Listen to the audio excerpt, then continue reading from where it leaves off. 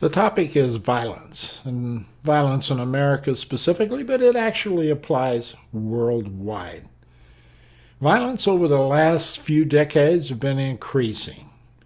They've been increasing in frequency, they've been increasing in intensity, and they've been increasing in variety. Today, we have law enforcement. Today, we figure we pay our taxes, therefore, law enforcement ought to protect us.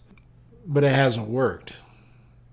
Law enforcement's paradigm is to respond and capture and then convict. And the thought process behind this is that this will protect you by making people feel very uncomfortable about committing a crime. And then secondly, part of that punitive system is to reform you, so when you come out, you will be a changed person and you will not do the crime again.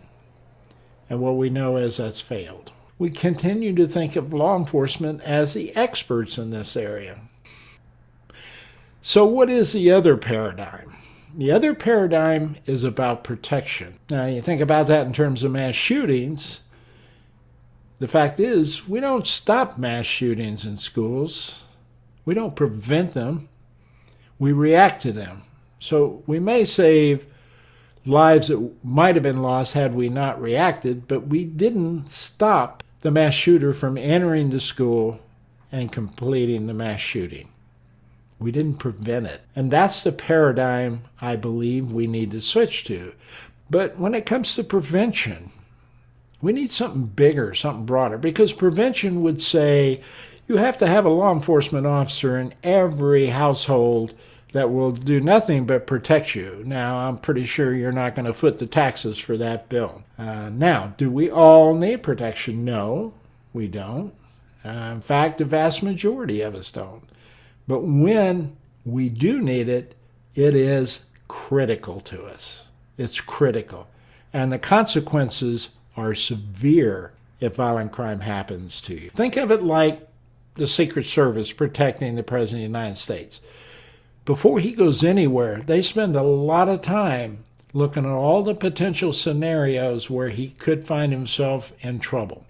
And then they try to eliminate or minimize anything happening in those scenarios. So when the president goes there, he's pretty well protected. The chances of him being attacked are far slimmer than if we just waited to see if someone was going to attack him.